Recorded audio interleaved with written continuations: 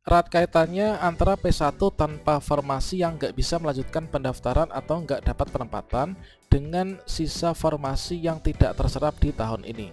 Selanjutnya, di sini potensi sisa formasi disebabkan karena guru mengajar tidak linear dengan kualifikasi pendidikan atau serdiknya. Selanjutnya, Pemda ini harus memastikan guru yang ada ini mengajar linear dengan kualifikasi pendidikan dan atau serdik dengan distribusi dan juga mendorong kepemilikan kualifikasi pendidikan linear, misalkan dengan beasiswa akademik. Selanjutnya, sudah ditetapkan dari Pan-RB bahwa nanti di sini nanti akan dibuka untuk pendaftaran P3K dan CPNS tahun 2023. Selanjutnya, terdapat banyak sekali kebijakan yang tentunya di sini menguntungkan kita sebagai tenaga honorer. Misalkan untuk formasi ditetapkan dari pusat, kemudian dikunci untuk anggaran DAU untuk penggajian P3K. Pemerintah kembali melanjutkan untuk kebijakan dukungan atas penggajian P3K tahun 2023 melalui alokasi DAU. Soalnya di sini sudah ditetapkan dari Kementerian Keuangan terkait tentang jumlah formasi dan juga penggajiannya. Tentunya akan menjadi solusi bagi teman-teman yang tidak bisa melanjutkan pendaftaran dari P1, P2, P3 dan juga pelamar umum serta untuk tenaga honorer lainnya.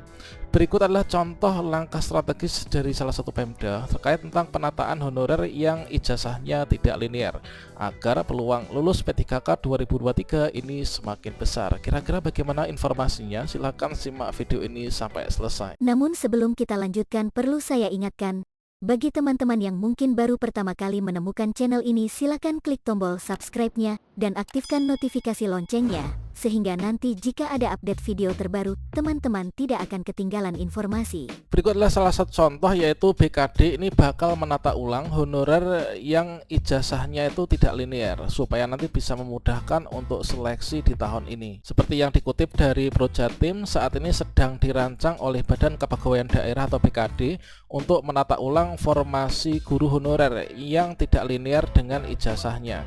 Dirancang penataan ulang karena BKD sendiri menemukan banyak sekali guru honorer yang ijazahnya tidak linear dengan jam mengajarnya. Hal tersebut dilakukan oleh BKD agar mereka bisa mendaftar seleksi pegawai pemerintah dengan perjanjian kerja atau P3K. Selain itu, BKD juga memfasilitasi para guru yang ijazahnya tidak linear tersebut supaya nantinya itu bisa mudah mendaftar P3K. Seperti yang disampaikan oleh Kepala Bidang atau Kabid Pengadaan Pemberdayaan dan juga Informasi Kepegawaian PPIK, Badan Kepegawaian Daerah dari Kabupaten Blora, Ahmad Toha mengatakan pihaknya akan menata ulang formasi guru honorer itu untuk memastikan mereka yang tidak linear dengan ijazahnya, sehingga kedepannya bisa dengan mudahnya itu mereka untuk mendaftarkan diri dalam seleksi P3K.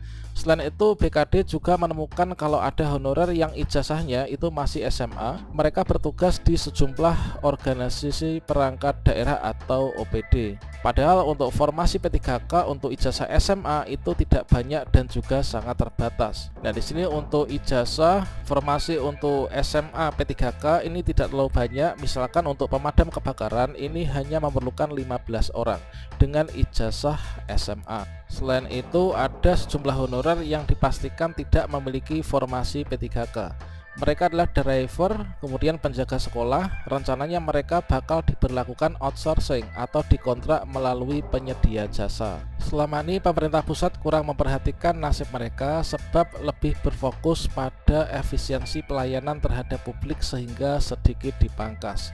Terpisah, Kabid Guru dan juga Pendidikan Dinas Pendidikan Blora, Mujo Sugiono mengatakan guru honorer yang tidak sesuai dengan ijazahnya bisa kesulitan jika ingin mendaftar P3K sebab guru harus menyelaraskan ijazahnya dengan untuk yang diajar.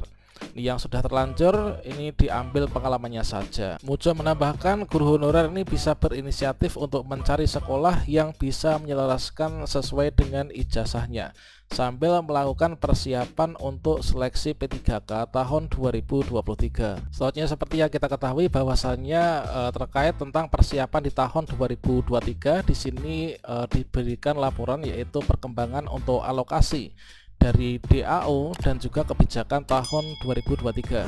Yang mana untuk kebijakan di tahun 2023 itulah yang pertama, yaitu melanjutkan kebijakan dukungan atas penggajian P3K melalui alokasi DAU. Yang mana untuk perhitungan alokasi DAU yang lebih mencerminkan kebutuhan fiskal dan juga potensi pendapatan daerah sesuai dengan undang-undang. Kemudian meningkatkan layanan publik daerah, ini adalah dalam bidang pendidikan, kesehatan, pekerjaan umum, serta mendukung pendanaan untuk kelurahan ya melalui kebijakan penggunaan DAU. Selanjutnya di sini untuk pengangkatan 1 juta lebih formasi P3K tahun 2022 dan juga 2023 adalah meliputi untuk P3K guru, kemudian P3K tenaga kesehatan dan juga P3K teknis. Yang mana di sini untuk kita bisa mendaftar baik itu dari P3K guru, P3K nakes maupun juga P3K teknis. Maka di sini yang dipersyaratkan itu adalah kita memiliki ijazah yang linear. Kalau misalkan ijazah kita nggak linear, apalagi belum S1, tentunya akan kesulitan kalau misalkan kita ingin mendaftar di sini. Dikarenakan secara umum istilah menurut undang-undang bahwasanya untuk bisa mendaftar sebagai pegawai pemerintah dengan perjanjian kerja, inilah minimalnya itu harus memiliki ijazah S1. Seperti halnya baru saja ada kabar gembira yang telah disampaikan dari perwakilan teman-teman yang melakukan audiensi bahwasanya untuk P1 sampai dengan P4 nanti pengumumannya penempatan di bulan Februari, dan jika nggak ada kendala maka nanti untuk gajinya akan dihitung mulai bulan Mei nanti. Kemudian untuk P1, P2, P3 yang belum mendapatkan penempatan dan juga observasi, insya Allah nanti tidak akan ada kendala lagi. Bulan Maret itu sudah pengajuan kuota dan juga dihitung untuk DAU 2023 ini nanti sudah bergaji sebagai ASN P3K ini adalah pada bulan Oktober 2023. Tentunya berdasarkan dari pengalaman di tahun 2022 ketika jabatan Prodi Dapodik ini kita nggak muncul, ini dikarenakan ijazahnya tidak linear. Soalnya di sini kita bisa mengupayakan supaya nanti kita bisa muncul sehingga kita bisa membeli formasi. Jangan lupa kalau misalkan kita sudah menyelaraskan ijazah dengan formasinya, maka di sini kita harus melakukan verval ijazah ya di Dapodik dan juga di Info GTK. Dan kita pastikan untuk status vervalnya ini adalah sudah selesai, entah itu API maupun juga upload. Dan juga sebagai langkah upayanya tentunya di sini dari prodi ijazah S1 atau D4 yang kita miliki itu akan diperhitungkan dari linearitasnya dan juga dari jenis PTK-nya. Nah, di sini tentunya nanti akan tersinkron dengan formasi dari Kemenpan RB. Berikutnya nanti dari jenis PTK kita itu apakah guru mapel ataukah sebagai guru kelas. Tentunya di sini harus sama ya dengan formasi yang nanti akan kita lamar. Soalnya di sini nanti seperti yang telah disampaikan oleh Ibu Hasna sebelumnya, yaitu untuk P1, P2, P3 ini nanti datanya sudah terkunci, maka segera diperbaiki untuk Dapodiknya. Jika guru SD ini harus menjadi wali kelas dan juga jangan sampai kita itu tidak sesuai ya antara mapel dengan ijazah yang kita miliki. Kemudian yang pertama di sini kita bisa melakukan langkah awal yaitu bisa mengecek verval ijazah ini secara berkala supaya nanti bisa muncul ketika kita melakukan pendaftaran dan terbaca data Dapodik kita.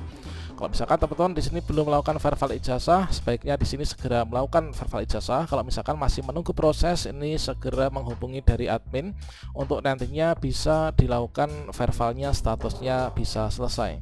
Kemudian untuk yang kedua, kita harus validasi data kependudukan ya. Dikarenakan di sini nanti kita login ke akun SSN itu akan tersinkronisasi yaitu dari data Dukcapil kita. Ya, mana di sini untuk parameter naik dan juga turun prioritas dan juga status prioritas ini sudah terkunci, maka nanti sudah aman. Berikutnya yang ketiga adalah jenis PTK ini sesuai dengan ijazah yang tervalidasi tentunya.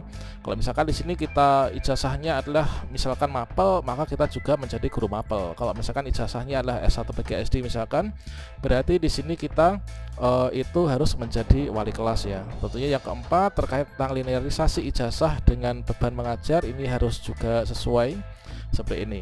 Nah, selanjutnya di sini untuk jenis PTK ini adalah sesuai dengan beban mengajar juga. Kemudian untuk yang terakhir ini kita cek kembali yaitu cek akhir, yaitu terkait tentang data-data diri kita supaya nanti kita dari awalnya yang tidak bisa memberi formasi misalkan atau ternotifikasi bahwa sudah nggak ada formasi karena ijazah kita nggak linear bisa berubah menjadi seperti ini sehingga bisa melanjutkan pendaftaran untuk kedepannya.